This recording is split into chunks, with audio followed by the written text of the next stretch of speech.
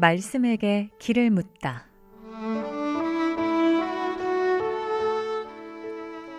인생의 모든 문제, 하나님 말씀에 답이 있습니다.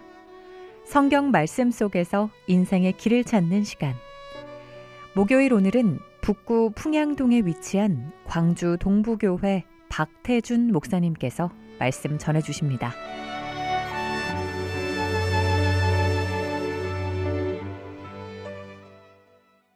안녕하십니까. 극동방송 청취자 여러분. 새해 첫날 하나님의 말씀 앞에 마음을 여신 여러분 모두를 주님의 이름으로 축복합니다. 은혜로운 새해가 밝았습니다. 하나님께서 우리 모두에게 다시 한번 하나님의 빛을 비춰주시고 한 해를 살아갈 수 있는 시간을 허락해 주셨습니다. 지난 한 해는 그 누구에게도 쉽지 않은 시간이었을지 모릅니다. 그러나 사람이 감당할 시험밖에는 허락하지 않으시고 시험 당할 즈음에 또한 피할 길을 주셔서 우리가 능히 감당하게 하신다는 말씀을 경험하신 그런 한 해였을 거라 생각합니다. 지난 한 해 동안 정말 수고 많으셨습니다. 어쩌면 우리 모두가 삶의 터널을 지나오면서 마음에 상처를 입고 때로는 실족할 뻔했던 분들도 계실 것입니다.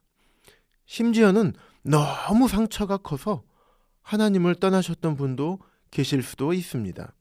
하지만 지금 이 방송을 듣고 계시는 모든 분들은 그럼에도 불구하고 우리를 붙들고 계시는 하나님의 손을 붙잡고 긴 터널을 지나오셨습니다.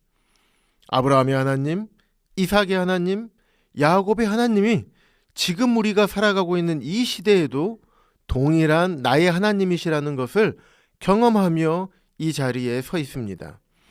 시편 139편 8절부터 10절에서는 이렇게 말씀하고 계십니다.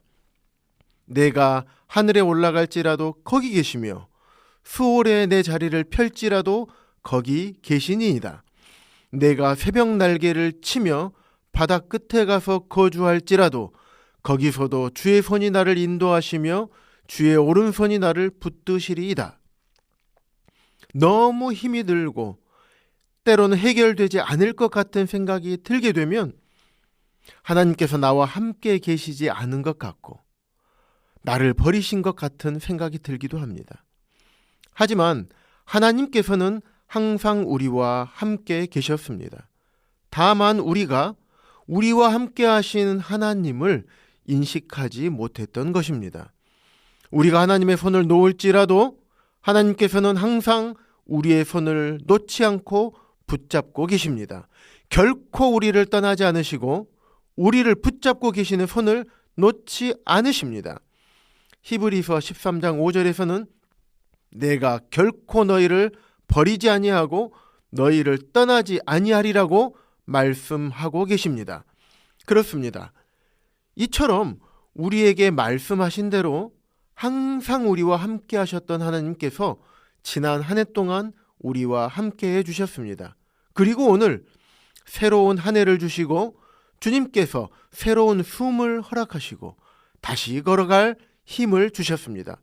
그 놀라우신 은혜를 바라보면서 올 한 해도 주님과 동행하는 길을 걸어가게 되시기를 주님의 이름으로 축복합니다. 오늘 여러분과 함께 나눌 말씀은 고린도전서 15장 58절 말씀입니다. 제가 말씀을 봉독해 드리겠습니다. 그러므로 사랑하는 내 형제들아 견실하며 흔들리지 말고 항상 주의 일에 더욱 힘쓰는 자들이 되라. 이는 너희 수고가 주 안에서 헛되지 않은 줄 알미라. 그 당시 고린도 교회 성도님들 중에서 헬라 철학의 영향을 받은 분들은 영혼만 부활하고 몸의 부활은 없다고 생각한 분들이 있었습니다. 그래서 죽으면 끝이 아닌가? 그렇다면 믿고 헌신해도 무슨 보상이 있단 말인가? 그런 의심이 신앙을 흔들게 되었고 삶의 방향도 흔들리게 했습니다.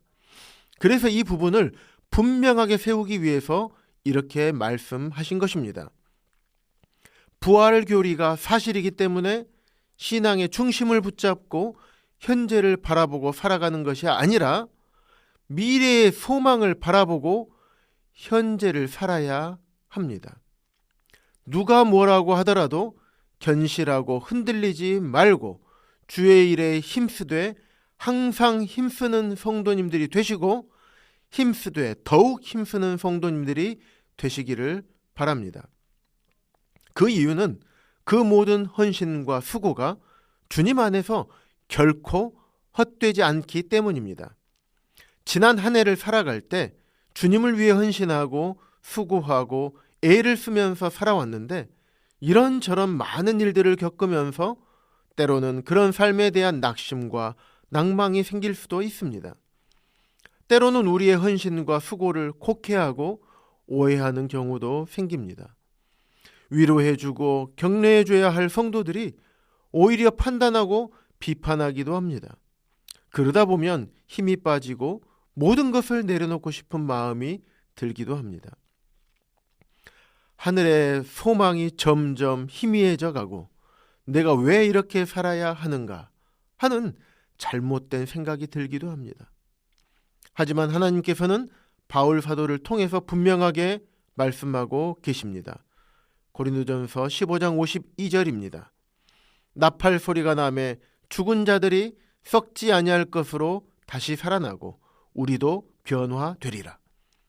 주님께서 다시 오시겠다고 약속하셨고 재림하실 때 우리도 주님과 같은 몸으로 부활할 것을 약속하셨습니다.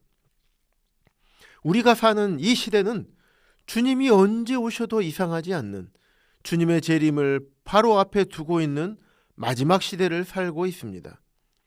미국의 경건한 사람들은 거실 벽에 액자를 걸어두고 살아간다고 합니다. 그런데 그 액자에는 Perhaps Today 라는 영어 두 단어가 기록되어 있습니다. 그 단어의 뜻은 어쩌면 오늘 주님이 오실 수도 있다라는 것을 의미합니다. 그것을 마음에 새기면서 집에 성도들을 초대해서 식탁 교제를 할 때 하나님이 보시기에 부끄럽지 않은 아름다운 교제를 누리기를 원했습니다. 그리고 집을 나갈 때 이 단어를 다시 한번 마음에 새기면서 오늘 주님이 다시 오실 수 있기 때문에 주님 보시기에 부끄러운 자로 드러나는 것이 아니라 기뻐하는 자로 드러나기 위해서 마음을 다지곤 했다고 합니다. 잃어버린 영혼들에게 복음을 전해주고 일터에서 주님의 말씀에 순종하며 경건한 삶을 살고 때로는 나와 불편한 관계에 있는 사람들과 관계를 회복하고 용서하는 삶을 살아야겠다. 성도들과 함께 아름다운 교제를 나누고 주님께서 내게 맡기신 일에 열심을 품기를 원했던 것입니다. 저도 저희 집 현관문에 Perhaps Today 라는 문구를 붙여놓았습니다. 집을 나갈 때마다 이 문구를 보면서 어쩌면 오늘 주님이 오실 수 있기 때문에 오늘 하루도 주님 앞에 부끄럽지 않은 삶을 살아야겠다. 그런 생각을 하면서 나가게 됩니다. 저희 교회에 사랑하는 한 형제님 가정이 있습니다. 그 가정에 식사 초대를 해서 간 적이 있었는데 그 집에도 Perhaps Today 라는 문구를 아이들과 함께 직접 그리고 글씨를 써서 현관문, 방문, 또 식탁이 있는 벽면, 또 유리창, 화장실에 붙여놓고 있었습니다. 그 부부와 아이들은 어쩌면 오늘 주님께서 오실 수 있기 때문에 하나님의 말씀에 순종하며 하나님 앞에 부끄럽지 않는 삶, 낭비하지 않는 삶, 하나님께서 기뻐하시는 가정, 하나님께 영광을 돌리는 가정이 되기를 소망하면서 살아가게 될 것입니다. 저희 동부교회에도 Perhaps Today, 어쩌면 오늘이라는 문구를 교회 벽면, 계단 옆, 예배 홀 출입문, 화장실, 거울 등 곳곳에 붙여놓았습니다. 광주 동부교회 모든 성도님들이 다시 오실 주님을 기다리면서 어쩌면 오늘 주님이 오실 수도 있다는 마음을 가지고 잃어버린 영혼들에게 복음을 전하고 그들을 섬기며 하나님 앞에 부끄럽지 않는 삶, 하나님께서 기뻐하신 교회의 모든 성도님들이 되기를 바라는 마음을 가지고 주님을 섬기고 있습니다. 사랑하는 방송가족 여러분, 여러분들의 가정에도 이런 문구를 적어놓고 우리 주님의 다시 오심을 기다리는 삶을 살면 어떨까요? 주님께서는 반드시 다시 오시겠다고 약속하셨고 속히 오리라고 말씀하셨습니다. 그리고 우리 모두의 수고를 잊어버리는 것이 아니라 모두 다 기억하신다고 말씀하고 계십니다. 지금 이 방송을 듣고 계시는 모든 방송 가족 여러분들의 마음에 다시 오실 주님을 기다리면서 Perhaps today, 어쩌면 오늘이라는 문구를 새기고 하나님 앞에 부끄럽지 않은 한 해를 살아가게 되시기를 주님의 이름으로 축복합니다.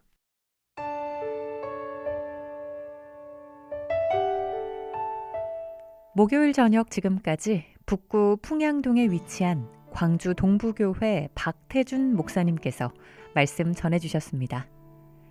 방송 듣고 신앙생활에 도움받기 원하시는 분은 010-4120-8007번 010-4120-8007번 광주 동부교회로 연락주시거나 062-373-1000번 광주 극동방송으로 전화주시기 바랍니다.